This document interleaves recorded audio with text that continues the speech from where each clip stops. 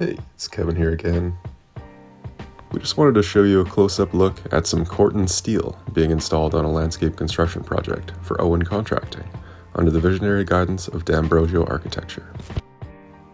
This custom steel feature was bent and fabricated by Jordan with West Shore Welding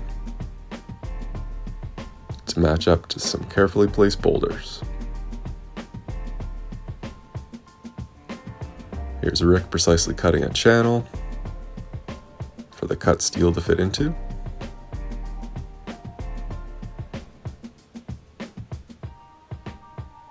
The retention was then welded in place to create a nice solid structure and ready to be backfilled.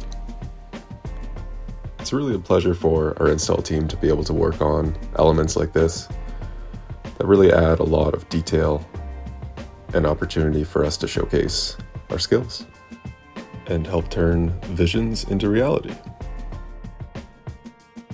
And this was a project by Integral Design in Victoria and presented via this video by yours truly, Kevin with Hardscape Canada. Let me know what you think. Talk to you soon.